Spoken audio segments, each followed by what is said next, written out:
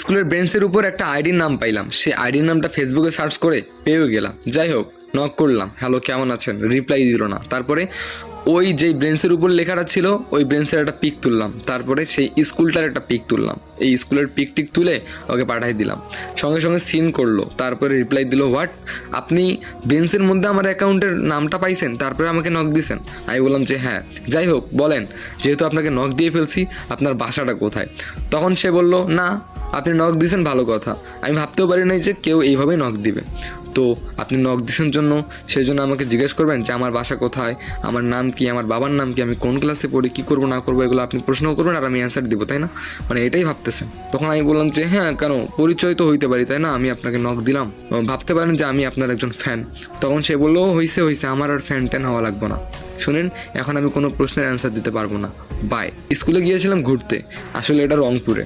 তো এখন ঘুরতে গিয়েছিলাম কিসের জন্য জানেন? ছোট বোন স্কুলে পড়ে, তো কোনো রকম করে দেখতে গিয়েছিলাম যে স্কুলটার কী অবস্থা। যাই হোক, প্রতিদিন দুই একবার করে নক দিতাম, রিপ্লাই দিত না অবশ্য। তারপরে একদিন কি হলো জানেন, আমার ছোট বোনকে নিয়ে গেলাম স্কুলে। তবে ওই স্কুলের মধ্যে ক্লাস 1 থেকে একবারে ইন্টার সেকেন্ড ইয়ার পর্যন্ত আছে।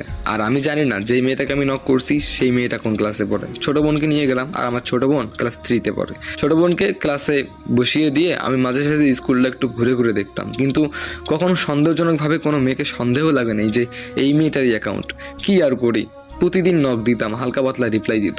তবে একদিন মাথার মধ্যে একটা বুদ্ধি আসলো, না ছোট বোনকে একটা পিক দেখানো যাক। তারপরে ফেসবুক অ্যাকাউন্টে ঢুকে সেই মেয়েটার পিক দিয়ে দিলাম ছোট বোনকে। ছোট বোন দেখলো, দেখে বলল, এই আপু তো অনেক দিন থেকে আসে না। আমি বললাম যে ও, এই জন্য আমার চোখে পড়েও না আর কাউকে সন্দেহও লাগে না, কারণ স্কুলের মধ্যে অনেক মেয়ে আছে বোরকা পরে আসে, কেউ কেউ মুখের মধ্যে মাস্ক পরে আসে, মুখ তো দেখাও যায় না। আর আমি অত পপুলারও নই যে চোখ দেখলেই বুঝে যাব কোনটাকে।